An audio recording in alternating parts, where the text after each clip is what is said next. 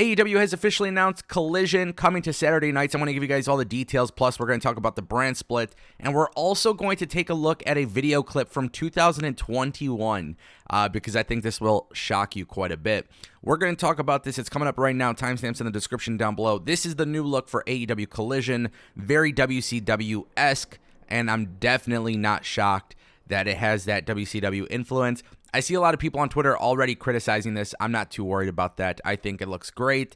I think it's very on par with the AEW brand. I think it's very consistent with their brand. As far as presentation goes, I think the logo and everything, the colors, it's cool. It works for me. We'll talk a little bit about the time slots and everything, but for those who don't know, the press release went out today. Obviously, it was the Warner Brothers Discovery upfronts, and it took place at the Theater of Madison Square Garden. Basically, one of the things that AEW and Warner Bros. Discovery had actually announced today was who is headlining the show. So TNT launches a second night of wrestling with AEW Collision, featuring headliners Thunder Rosa, Miro, Samoa Joe, Powerhouse Hobbs, and Andrade, as well as many others. And basically, they have announced that this live show will be 2 hours with an in-ring show. So it is actually a wrestling show. And it will be on Saturday nights from 8 to 10 p.m. Eastern Time. This will feature more wrestlers, more stories, and more action to super serve fans. AEW Collision will feature headliners including Miro, Samoa Joe, Thunder Rosa, Powerhouse Hobbs, and Andrade. In 4 years, following the launch of AEW Dynamite, AEW's footprint has more than doubled across TNT and TBS, alongside with AEW Dynamite, Friday night's AEW Rampage, the recent followed doc, AEW All Access, and now AEW Collision. TNT and TBS deliver the best matches and most entertaining moments in professional wrestling today. AEW has reached 23 total million viewers so far this year across all of its shows on TBS and TNT. They are doubling down on wrestling with AEW Collision, which gives us more hours, 2 more hours every week. The president of Turner Network says that AEW's roster has expanded so quickly that we felt it needed another night to bring our audience the epic rivalries, unforgettable matches, and stars that they love to watch. Adding Collision to our programming mix on TNT will allow us to satisfy the massive demand we've felt from our hardcore fan base and become the ultimate complement to AEW Dynamite on TBS. Okay, that's great. Now we know that AEW is doing a brand split, and this was made very apparent because Sean Ross Sapp of Fightful Select had dropped some big news. Now, for those who missed it, AEW talent are expecting a hard brand split with a few exceptions. Now, according to Sean Ross Sapp of Fightful, the launch of Collision will see a huge cash infusion for AEW, which is great. Obviously, more money is great. As of last week, the belief was that there would be a softer brand split for both Collision and Dynamite. However, they were told that talent are expecting a hard brand split with the exception of many AEW champions. However, there will be additional exceptions here and there. It's unclear how AEW will go about the brand split. However, they don't also know if there's going to be a draft, but the working plan is a firm brand split with the exceptions. AEW has been planning to bring back absent talent as part of strategic timing to go along with the launch of Collision, and then this obviously explains why Thunder Rosa and Miro were joining last week on Dynamite to tease their appearances for Collision. This is really interesting. This is really good. Obviously, there's a lot of positives that come from that. But a lot of people don't seem to like brand splits. We're going to talk about it. We're going to show you guys a video from 2021, September 23. Let's take a look. Here's the thing, guys. The AEW roster is absolutely stacked. We know it's stacked. The roster continues to improve with homegrown talent and former WWE talent. And if you're going to have 2 different shows on 2 different networks, I think it's the best idea to split them up. Here's why. TNT is a great network partner for AEW. We don't know what the TBS will look like. But if AEW can get people excited about AEW on TNT and Rampage on TBS or, vice versa, then here's the thing. You're going to have people tune in each week without having overexposed talent. And on top of that, you're going to continue seeing what AEW has been doing really great for all these years, and that is obviously creating long-term storytelling. I know Okay, so here's what's changed since then. With AEW Collision coming out, it is now 2023. That was 2021, September of 2021. I am incredibly on board with a brand split. I think a brand split makes the most sense.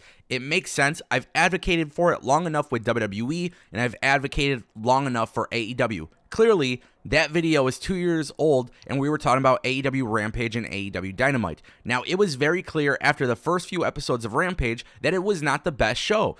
We saw the quality drastically drop down. The talent that were being used definitely dropped down. But at the time in 2021, from 2019 to 2021, I felt like AEW was giving us the best long-term stories. And if you watch my content from back then, you can see how much more I was in favor of AEW comparatively to WWE. Now the tides have turned. In 2023, I think WWE has done a way better job of creating long-term storylines. And there has been so many things in the works that they've been developing on a week-to-week basis. It's not just the Roman Reigns and Bloodline stuff. It's not just Cody Rhodes going back to the top and facing adversity. It's not just Edge and Finn Balor and their storyline with the Judgment Day. It's not Rey Mysterio and Dom Mysterio. Obviously, those are all big parts of long-term storylines. But even in WWE, guys like Otis and Chad Gable are constantly on TV, and regardless of winning or losing, they are telling a story of Otis with maximum male models. And that's just another example. I can give you so much more, but I feel like WWE has completely invested long-term into their product, and I don't think in 2023 AEW has necessarily done that outside of the fact of the Outcast storyline, which I think there are flaws within that storyline, but for the most part, I feel like there's a long-term vision there, and then as well as the BCC and Elite. So the thing is, right now in 2023, I don't feel like AEW has contributed enough of the long-term storytelling. Now, Collision should actually be a solution to that. So let me make that clear. I think if done right, if it's live every single week for 2 hours, and you have 2 hours of a show, you need to have different writers. I think you need to have a different roster. Now, I get it. You're going to have the champions show up. I'm cool with that. I have no problem with that. I have zero problem with that because I don't expect AEW to launch, split titles like WWE does. But also at the same time, too, I don't expect AEW to have 2 World Championship belts or a World Heavyweight Championship. I don't expect AEW to have 2 sets of trios titles or 2 sets of tag team titles. I'm okay with that. If your champions are going to be on both shows, there's nothing wrong with that. WWE right now, as it stands, undisputed tag team champions might be on both shows. That's a possibility. I have no issue with that. That is not a concern for me. Brand split has always been the right decision for AEW. It's always been the right decision for WWE. It's important that you separate the rosters. When you separate the rosters, there is a more larger focus that is put into the roster on the specific shows. So, with that being said, I am excited that AEW is launching another show, and I'm excited that AEW seems to be getting back on track. I think 2022 was a down year for the company, and I'm not going to hide my opinions on that. They had a little bit of good, but for the most part, I saw a lot more bad than good. Wrestling is subjective. That's the way I saw it, and I felt like it carried over into 2023. I do believe that is changing, but it's not going to change overnight, and I know that, and I have that correct expectation, but I will leave you with this. A time slot of 8 to 10 p.m. on a Saturday night does not work for me. And I get it. I'm not telling AEW to make their business decisions based on what Ango likes, but I do have a feeling a lot of people are going to be like me. You're in the key demographic. It's a Saturday night. You want to go out. Or, on top of that, you have UFC, college football, WWE, premium live events. At the end of the day, I'm not too concerned about watching AEW Collision live. And it could be the best TV ever. But Mondays I'm watching Raw, Tuesdays I'm watching NXT, Wednesdays I'm watching Dynamite, Thursdays I'm watching Impact and New Japan, Fridays and Saturdays during the summer, it's difficult. It is very difficult to watch wrestling. Every single day is tied to wrestling in some capacity, and then on top of that, Sundays would probably be AEW pay-per-views. I think that could be a little bit too much, but at the same time too, if I'm not watching it live, if I'm not doing live reviews, which obviously we'll plan on doing some reviews and stuff like that too, we'll sprinkle them in, but I just feel like the time slot is the worst time slot that they could have had. Regardless of how it affects them business-wise, I don't care. I'm just talking about me personally from a viewing experience.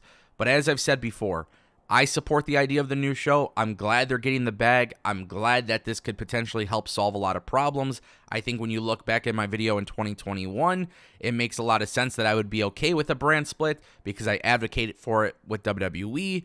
I just hope that AEW, when doing this brand split, really utilizes it to focus on the wrestlers that haven't been utilized. If you can do that, you have succeeded. Let me know what you guys think in the comment section down below.